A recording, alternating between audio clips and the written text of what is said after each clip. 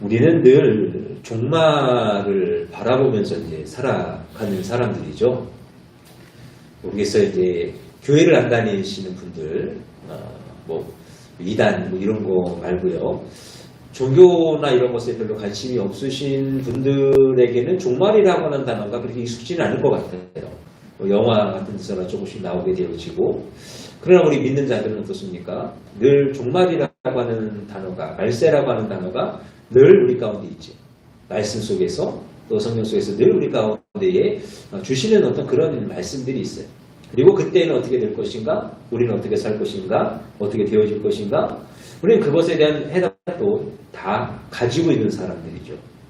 자, 어떤 그러한 때에 지금 이 예수님께서 제자들에게 하시는 말씀 가운데에 너희가 정말로 이 땅에 끝이 온다는 것을 알고 있다면, 정말로 이 땅에 말세가 되어지고 그 종말의 때가 있음을 안다고 한다면 너희는 그에 합당한 삶을 살아야 할 것이다 라는 얘기죠. 그럼 여러분, 우리는 어떻게 살아야 될 것인가 라고 하는 것이고, 그럼 여러분, 우리는 어떻게 살아야 되겠습니까? 주님이 원하시는 대로 살아가는 거예요. 주님이 원하시는 대로 사는 거예요. 자, 여러분, 다윗을 가리켜서 하나님의 마음에 합한 자, 그렇게 말씀하지 않습니까? 사도행전 13장 22절이에요. 내가 이새의 아들 다윗을 만나니 내 마음에 맞는 사람이라 내 뜻을 다 이루리라 하시더니, 하나님의 마음에 합한 자, 그 사람을 하나님께서는 사용하시는 것, 그렇게 말씀하시는 거죠. 근데 반면에 사무엘상 13장 말씀에 보니까 이 사울은 하나님의 마음에 맞지가 않았어요. 그래서 하시는 말씀이 여호와께서 그의 마음에 맞는 사람을 구하여 여호와께서 그를 그의 백성의 지도자로 삼으셨느니라. 하나님의 마음에 합한 자, 하나님의 마음 가운데 함께할 수 있는 자들이 되어줄 수 있어야 한다는 것이죠. 62절 말씀도 마찬가지예요. 손에 쟁기를 잡고 뒤를 돌아보는 자는 하나님의 나라에 합당하지 않다. 너희가 하나님의 나라를 바라보고 그 때를 바라보고 살아간다고 한다면 뒤를 돌아보는 자, 이 사람은 합당치 않으니까 너희는 그 하나님의 나라에 합당한 자가 되어져서 살아가야 되지 않겠느냐 하시는 말씀이죠. 여러분, 우리는 늘 하나님이 원하시는 그 모습으로서 하나님의 마음에 합한 자가 되어져서 그렇게 살아가야 할 줄로 믿습니다. 그것이 우리가 이 말세를 살아가는 것, 우리가 이 땅에 다시 오실 주님을 바라보면서 하루하루를 살아가야 될 그 마음이 바로 이러한 마음입니다. 그럼 주님께서 우리에게 원하시는 것은 뭐겠어요? 그것은 하나님의 나라를 전파하여 선포하여 나아가는 것. 자, 그러면 그러한 사람들은 어떻게 살아가야 할 것인가? 어떠한 모습으로서 나아가야 하는가? 첫째로 어디든지 따라가는 사람들이 되어야 합니다. 59절의 말씀입니다. 나를 따르라 하시니 라고 말씀하죠. 예수님의 주변에 많은 사람들이 있었습니다. 근데 한 사람이 다가왔어요. 다가와서 하는 말이 뭐예요? 이제 예수님, 내가 예수님 앞에 이제 이런저런 이야기를 했겠죠. 그때 예수님께서 하시는 말씀이, 그럼 너는 나를 따르라. 넌 나를 따라서 와라. 라고 말씀을 하시는 거예요. 그랬더니 그 사람이 하는 말이 뭡니까? 나로 먼저 가서 내 아버지를 장사하게 하옵소서. 장례를 치르겠다는 거예요. 그때 주님께서 그에게 하시는 말씀이 뭡니까? 죽은 자들로 자기의 죽은 자들을 장사하게 하고 너는 하나님의 나라를 전파하라. 자, 여러분, 여기서 이제 사람들이 그런 이야기도 하는 거예요. 아니, 내 아버지가 죽었는데 그 장사 지내는 거 그거 충분히 할 수 있는 거 아니냐? 기다려줄 수 있지 않냐? 다른 것도 아니고 라는 이야기를 하는데요, 여러분. 지금도 어떤지는 지금도 약간 이제 그런 일이 있다고 하는데요. 예전에는 이제 지금처럼 어떤 기술이 많지 않았을 때는 시체가 이제 사람 죽어서 시체가 되면 금방 부패가 되어지죠.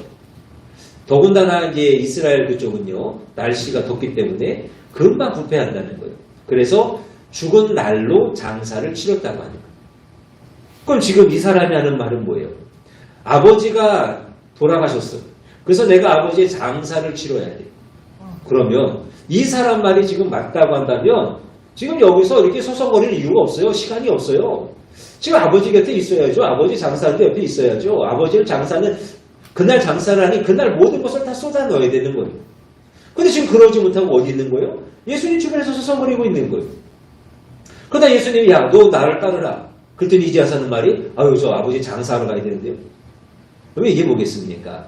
핑계라는 거죠. 핑계. 그냥 예수님을 가만히 바라보니까 뭔가 괜찮을 것 같고 예수님을 따라다니면 뭔가 좀 이득이 되어질 것 같기도 하고 그런데 막상 나를 따르라 하시니까 이거는 좀 아닌 것 같아요. 하나님의 나라를 전파하라? 이것도 힘들 것 같아. 자, 즉 하나님께 합당한 사람은 주의 뜻을 위하여서 즉시로 주님을 따르는 사람이라 하는 것이죠. 여러분 제자들의 모습을 생각해 보시면 좋아요. 주님께서 제자들을 만나실 때 그들이요 물고기를 잡고 있었잖아요. 물고기를 잡는 그들에게 베드로와 요한을 향하여서 예수님 뭐라 하십니까? 너희는 나를 따르라 하실 때에 그들이 뭐라 그래요? 그들이 배들을 육지에 대고 모든 것을 버려두고 예수를 따르니라. 그물이라고 하는 것, 배라고 하는 것은 먹고 사는 문제잖아요. 전 재산의 문제잖아요. 그럼에도 불구하고 그 즉시로 모든 것을 내려놓고 예수를 따르니라. 사랑하는 여러분, 예수님을 향하여 나아가는 우리의 삶에 이 말세를 살아가며 주의 합당한 자가 되어지기를 바랄 때에 우리는요 즉시로 순종하여 나아갈 수 있는 그러한 삶이 되어질 수 있어야 할 줄로 믿습니다.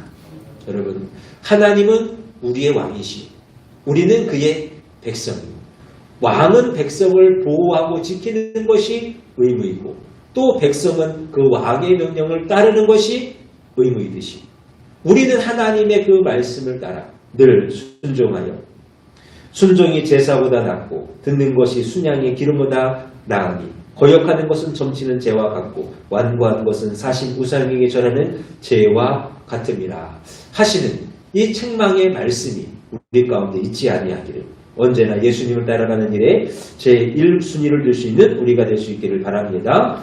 자, 그러면서 두 번째로는요 전파하는 사람이죠. 자, 우리 60절 말씀 다시 보십니다. 너는 가서 하나님의 나라를 전파하라고 말씀하셨어요.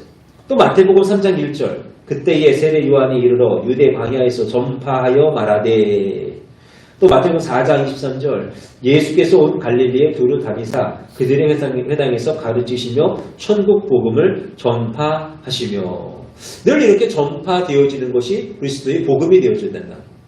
자, 특별히 마태복음 10장 7절입니다. 12제자를 선택하시면서 보내시는 거예요.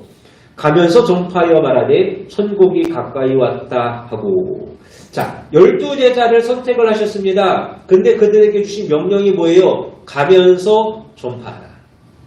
가면서 전파하기를 위하여서 제자들을 세우셨다라고 하는 거예요. 오늘날 교회도 마찬가지겠죠. 우리도 마찬가지겠죠.